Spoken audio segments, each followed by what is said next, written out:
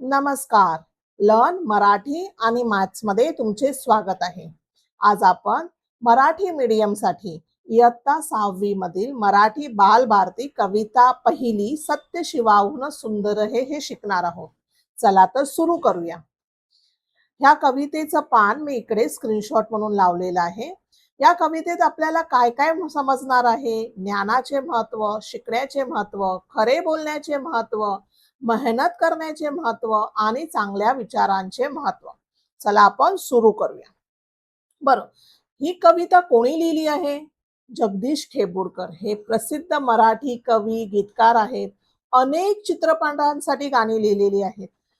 हे जे गाणं आहे हे जे गीत आहे हे ज्योतिबाचा नवस नावाच्या मराठी सिनेमामध्ये गायलं गेलं आहे. ह्यामध्ये विक्रम गोखले हे मोठे अभिनेते ह्यांच्यावर ते चित्रित केलेलं आहे. तुम्ही नक्की एकदा हे गाणं बघा, खूपच सुंदर गायलेलं आहे. आपण आता अर्थ समजण्यासाठी सुरुवात करत आहोत. जसं मी सांगितलं की अतिशय सुंदर चाल आहे, पण ती चाल मला येणार नाही. माझा आवाज एवढा चांगलाही नाहीये, म्हणून मी ह्या गीताला साधी सरळ चाल लावलेली आहे. चला सुरू करूया. ज्ञान दिल्याने ज्ञान वाढते, त्या ज्ञानाचे मंदिर हे, सत्य शिवाहून सुंदर हे. ज्ञान दिल्याने ज्ञान वाढते, ज्ञान वाटल्याने व इतरांना दिल्याने अधिक समृद्ध होते. हे तर तुम्ही नेहमीच ऐकत असाल. ओके, कसं काय? समजा तुम्हाला एखादं गणित खूप छान सोडवता आलं, कठीण होतं, छान सोडवता आलं. आता तुम्ही खुश आहात. तुमच्या मित्र किंवा मैत्रिणीला ते गणित येत नाहीये. अशा वेळी जर तुम्ही त्याला ते गणित व्यवस्थित समजावून सांगितलं तर त्याला तर ते कळेलच, पण तुम्हाला जे कळलं आहे ते इतकं पक्क होईल की झोपेतून उठवल्यावर सुद्धा तुम्ही ते गणित व्यवस्थित सोडवू शकाल. हीच गोष्ट बाकीच्या विषयांचीही होते. म्हणून ज्ञान दिल्याने आपलेही ज्ञान वाढते. आणि हे ज्ञानाचे देवाणघेवाण कुठे होते? हे ज्ञानाचे मंदिर आहे, म्हणजे ही शाळा जी आहे तिथे देवाणघेवाण होते आहे. सत्य शिवाहून सुंदर आहे. आणि हे जे स्थान आहे, आपली ही जी शाळा आहे, हे सत्य आणि शिव, शिव म्हणजे शंकर आणि शिव म्हणजे पवित्र सुद्धा, त्यापेक्षाही अत्यंत सुंदर मंगलमयी आहे. आणि आपण सगळे नशीबवान आहोत की आपल्याला ह्या शाळेत जायला मिळतं. पहिलं ध्रुवपद झालं. आता पहिलं आपण बघूया. इथे मोलना दामाचे, मोती होतील घामाचे, सरस्वतीच्या प्रेमाचे, प्रतीक रम्य शुभंकर आहे. ओके, इथे मोल म्हणजे किती किंमत आहे असं. मोल म्हणजे किंमत, दाम म्हणजे पैसा, प्रतीक म्हणजे खूण, चिन्ह, रम्य म्हणजे सुंदर, शुभंकर शुभ करणारे ते शुभंकर असं. चला अर्थ बघूया. इथे मोल ना दामाचे, या ठिकाणी पैशाला किंवा संपत्तीला महत्व नाही. मग कशाला महत्व आहे शाळेत? मोती होतील घामाचे, घामाचे मोती होतील म्हणतोय तो. म्हणजे कवी म्हणतोय इथे केवळ प्रामाणिक कष्टाला महत्व आहे. आणि एवढे कष्ट केल्यानंतर त्याचे रूपांतर मोत्यासारख्या मौल्यवान गोष्टीत होते. कसं काय? समजा ही कविता तुम्हाला बाईंनी पाठ करायला सांगितली आहे. ही कविता मोठी आहे. तुमची 1-2 वेळा बोललात, पाठच होत नाहीयेत. पण तुम्ही आता ठरवलंच आहे की ही कविता मी उद्या व्यवस्थित बोलून दाखवणार. आणि तुम्ही प्रामाणिक कष्ट करून 9-10 वेळा ती मोठमोठ्याने पाठ करता आहेत. त्यातल्या शब्दांचा अर्थ समजून घेत आहेत. आणि आरशासमोर उभं राहून स्वतःला बघून हात वारे करून गीत गात आहात. आणि दुसऱ्या दिवशी जेव्हा तुम्ही सगळ्या वर्गासमोर घडा कविता बोलू लागता, तेव्हा तुमच्या प्रामाणिक कष्टाचे रूपांतर मौल्यवान गोष्टीत होते. वर्ग शिक्षिका, वर्ग शिक्षक, वर्ग मित्र मैत्रिणी तुमचं कौतुक करतात. कळलं? सरस्वतीची प्रेमाचे, प्रतीक रम्य शुभंकर हे ठिकाण किंवा ही शाळा देवी सरस्वतीच्या प्रेमाचे एक सुंदर आणि मंगलमयी शुभ देणारे प्रतीक आहे. ही शाळा, या शाळेत देवी सरस्वती विद्येची देवता आहे, तिचा वास आहे. आणि ह्या शाळेतून सगळ्यांचं शुभ होतं, सगळ्यांचं चांगलं होतं. आता मागच्या 2 जी स्लाइड आहे त्याच्यावरची जे मी कडवी दिली होती त्याचे कठीण शब्द, मराठी शब्द, समानार्थी शब्द मी इथे दिलेले आहेत.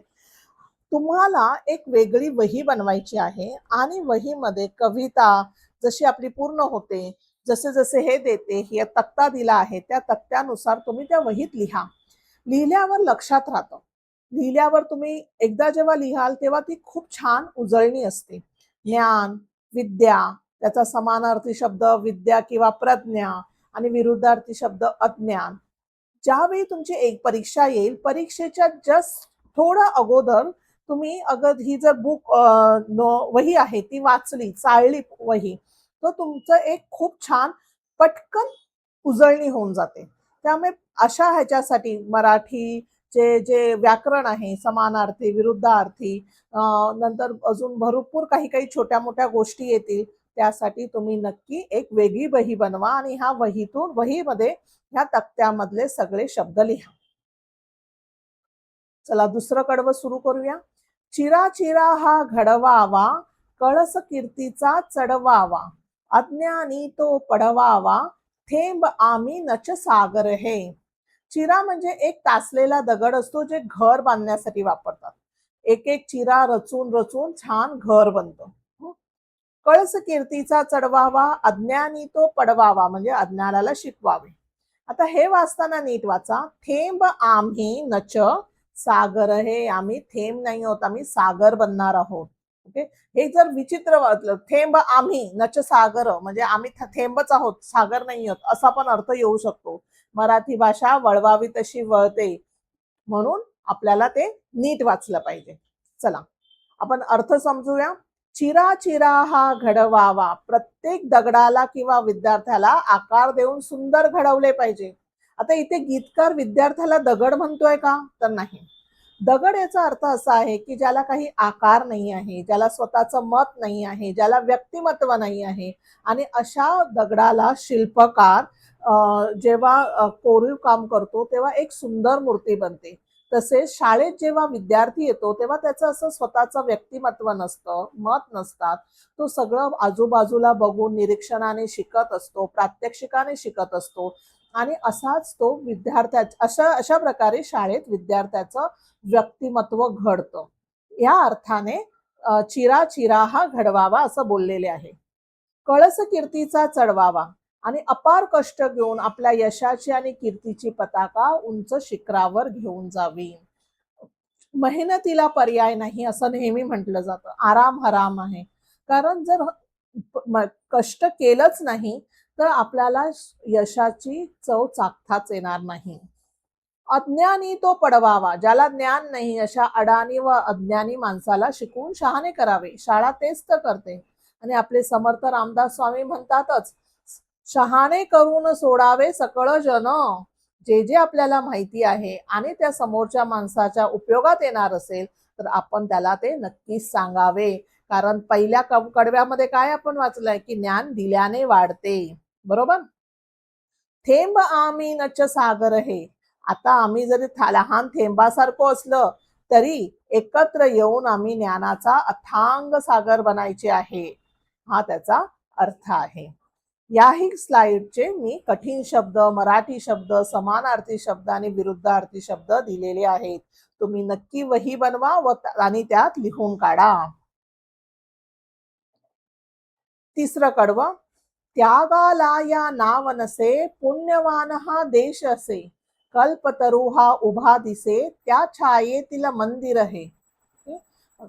त्यागाला नाव नाही आहे, म्हणजे ह्या मंदिरात किंवा ह्या देशात लोकांनी अमूल्य त्याग केलेत आणि आपण त्याची तुलना कशाशी करू शकत नाही. भगतसिंग आहे, लाला लजपत राय आहेत, बाबू गेनू आहे, असे कितीतरी स्वातंत्र्यवीर, आपले जवान, भारतातले जवान, आणि असे कितीतरी माणसं अवतीभवती असतात जे प्रत्येक वेळी देशहितासाठी काम करत असतात. कित्येकांची नावही आपल्याला माहीत नसतात. त्यांना आपल्याला तुलना करता येणार नाही, त्यांचे उपकार आपल्याला शब्दात सांगता येणार नाही, बरोबर. पुण्यवान हा देश असे, माझा हा देश अतिशय पवित्र आणि भाग्यवान पुण्यवान लोकांचा आहे. गांधीजी आहेत आपल्याकडे, आपल्याकडे सुभाषचंद्र बोस आहेत आपल्याकडे, इतके गौतम बुद्ध येऊन गेले आहेत, छत्रपती शिवाजी महाराज, महाराणा प्रताप, ज्यांनी इतकं कर्तृत्व केलेलं आहे की ज्याची तुलना कशाशीच होऊ शकत नाही. मग आपण काही फक्त तुलना करायची का मुलांनो? नाही. आपल्या हातात काय आहे? आपल्या हातात, तुमच्या मुलांच्या हातात हे आहे की चांगला अभ्यास करावा, चांगली भाषा बोलावी, शिवराळ भाषा बोलू नये, आई वडिलांना मदत होईल या प्रकारे आपण वागावे, त्यांना आनंद होईल, कारण ते बिचारे खूप कष्ट करता आहेत तुम्हाला शाळेत पाठवण्यासाठी. अजून काय आपल्या हातात आहे? खूप शिकून मोठं व्हावं. ज्यांना अभ्यासात खूप रुची नाही आहे पण खेळात आहे, खेळामध्ये मेहनत घ्यावी. जंक फूड जे बाहेर ₹5 ₹10 त्या मिळत आहे ते खाऊ नये आणि घरातलं छान शिजवलेलं अन्न खावं. हे आपण विद्यार्थी म्हणून नक्कीच करू शकतो आणि हे सगळीकडेच अवेलेबल असेलच, बरोबर. कल्पतरू हा उभा दिसे, आपली प्रत्येक इच्छा पूर्ण करणाऱ्या कल्पतरू वृक्षासारखी ही संस्था किंवा संस्कृती खंबीरपणे उभी आहे. कल्पतरू म्हणजे काय? कल्पना, तरू म्हणजे वृक्ष, कल्प म्हणजे कल्पना. सो ज्या वृक्षाखाली उभं राहून आपण जी कल्पना करतो आणि ती पूर्ण होते, अशा वृक्षाला कल्पतरू म्हणतात. आता ती खरोखर अस्तित्वात आहे की नाही मला माहित नाही, बरोबर. पण आपण अशी आपण ही आमची जी त्या शाळेतील मंदिर, ही जे मंदिर आहे ते कोणाच्या छायेमध्ये आहे? सावलीमध्ये आहे, कल्पतरूच्या. बघा किती छान लिहिलेलं आहे. मंदिर आपल्याला पवित्र बनवते, मंदिर आपल्याला ज्ञान देते, पुढे जाण्याचा रस्ता देते. आणि हे मंदिर पुन्हा, मंदिरात तर एवढ्या इच्छा पूर्ण होतातच आहेत, पण हे मंदिर पुन्हा कोणाच्या छायेत उभे आहे?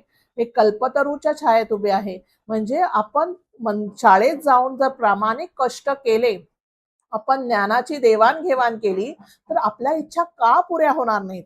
कल्पतरूच्या छायेमध्ये उभी असलेली ही शाळा प्रत्येक मार्गाने आपली इच्छा पुरी करेल. फक्त आपल्यामध्ये तेवढं कष्ट करण्याची इच्छा पाहिजे. खूपच सुंदर हे कडवं आहे आणि ह्याच्या गभित जो अर्थ आहे ह्याच्या मागचा, तो मी स्पष्ट केला आहे. पुन्हा आपलं मराठी शब्द, कठीण शब्द, समानार्थी शब्द आहे, नक्की लिहा. पुढच्या भागात मी धडा दुसरा, पुस्तक माझा गुरु शिकवणार आहे. तर पुढच्या आठवड्यात आपण पुन्हा भेटूया. चला तर आता आपण थांबूया आणि बोला हर हर महादेव.